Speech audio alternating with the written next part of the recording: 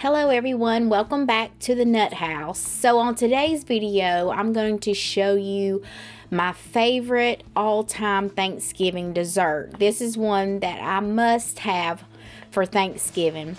Now we've already did the sweet potato pie and the pecan pie, so now we're going to do the sweet potato souffle. And that starts with some sweet potatoes. We're going to get these in a cold oven and then set the oven to 350 degrees. And I'm going to let these cook until they're tender. They will caramelize. They will start oozing some of those sugars. And they will be so delicious. So we'll get these in the oven and let those cook. And when they're done, we'll take the insides of them out, or the meat, or some people call it the flesh of the sweet potato. We'll get that out and use that for our sweet potato souffle.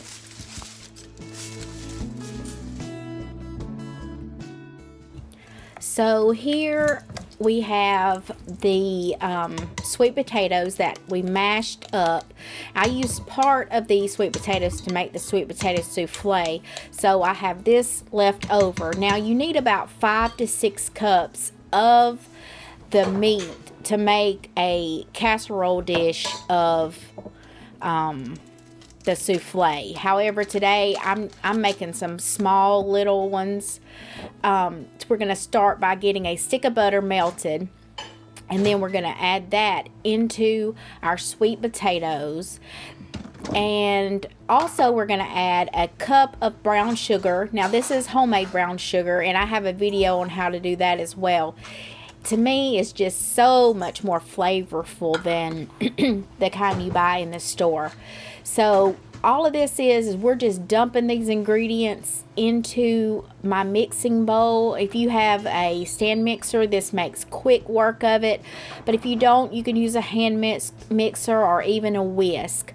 But this makes it really smooth.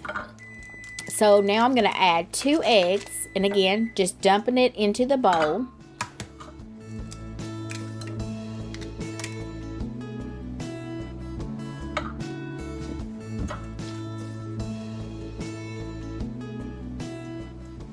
So I've added in the melted butter, and then we're going to add in our vanilla flavoring.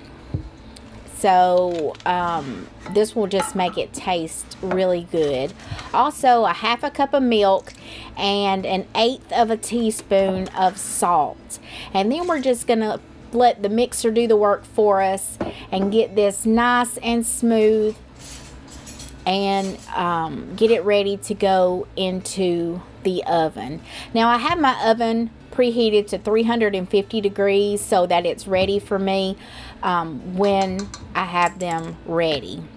So when you think of Thanksgiving, you know, we all think of turkey, and here in the South we think of dressing. I know some of y'all do stuffing and cranberry sauce. What's one thing that you must have on your Thanksgiving plate? I'd be interested to know what you love about this holiday. It's one of my favorites. Of course, Christmas is number one because of Jesus, and also we love all the holidays really, but Christmas is just special.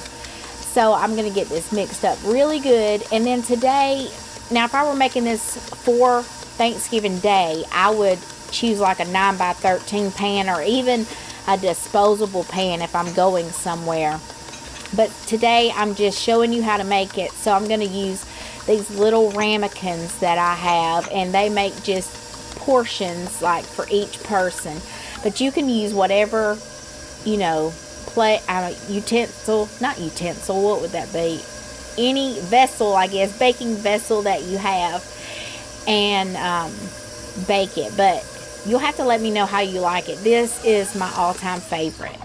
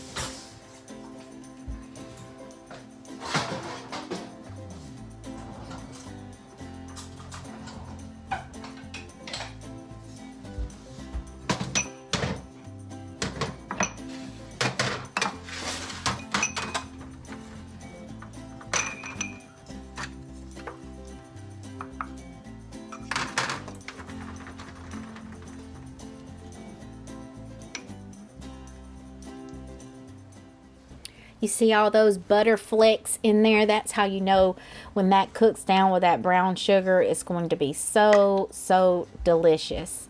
Now, you can try substituting if you don't want that much sugar. You can try, decreasing it, or maybe a sugar substitute if you're into that, or maybe even some maple syrup would work. But, I'm just making it the way that I grew up eating it. So I'm making a big mess here, as always. We're going to get these in the ramekins, and then we're going to make our topping, which is probably the best part to me. I love sweet potatoes, but this topping is crunchy and it's so good. So some people put marshmallows on top of theirs, but no, that's I remember growing up, my mom would make two. She would make one with this crunchy topping and one with marshmallows. And the marshmallow one, I guess my brother wanted, but sometimes the marshmallows ended up black and burnt because she's notorious for walking away and forgetting it and it turning black. But those are some memories that I have growing up. But again, we're going to make this topping crunchy. So with it, I'm going to start with another cup of sugar, brown sugar. And this time I'm using walnuts. However, pecans is the original way to make them. But I looked at the last time I bought walnuts, I got 3 pounds for like $9. And I think you can only get like 2 pounds for $12 or $13 of pecans. But you use what you want. We're going to use a cup of brown sugar, and then a half a cup of flour, and a cup of chopped nuts. Now, for Thanksgiving, I'll probably use the pecans because my parents have pecan trees. And so pecans don't cost me anything. However, if I were having to purchase them, I would definitely use the walnuts because you're just after that crunch. And of course, pecans are maybe a little bit more flavorful, but you'll get the same, it'll still be good because all of these are already gone. So everyone loved them.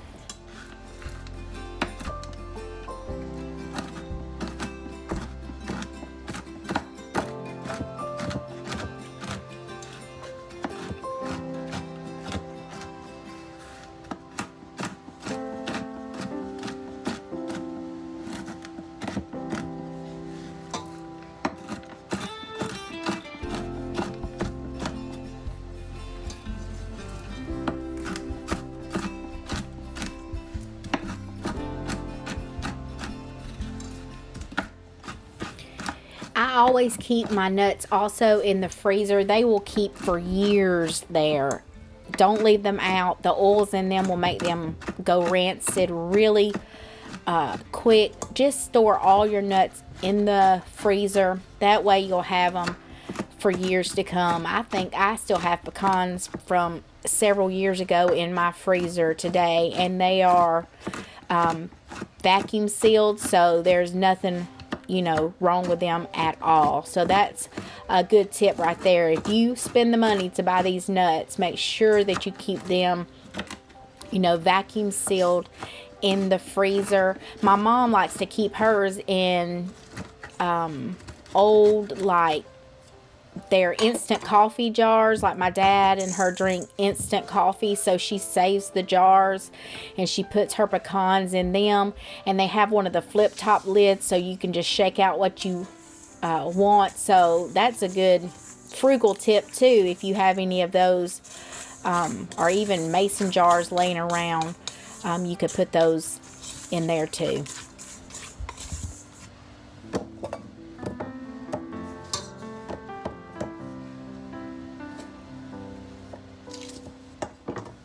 Now I'm going to get another stick of butter into the microwave, and that's going to bring our topping together and make it nice and almost like sand texture when we're finished.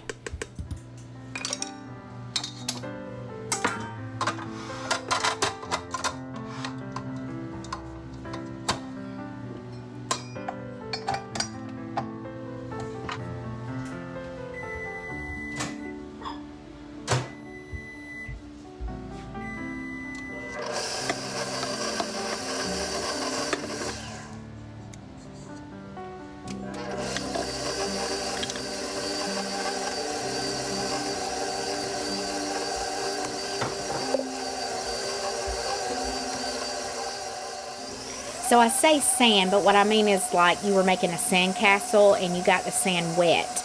That's what I want. Not like if I were making a crisp.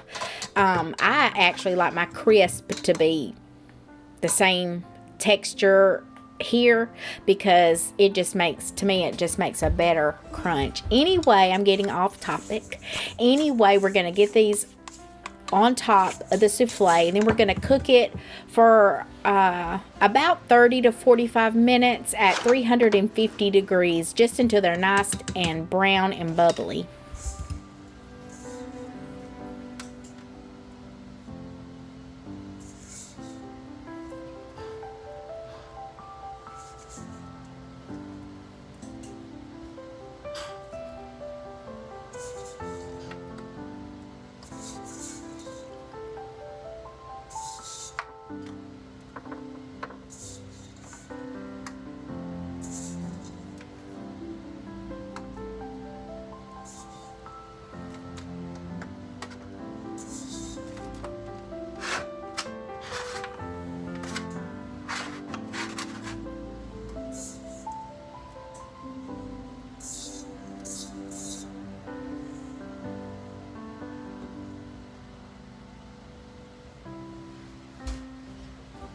I want to thank you all for taking the time to watch my videos, and also for those of you who have not subscribed yet, if you would, please do so.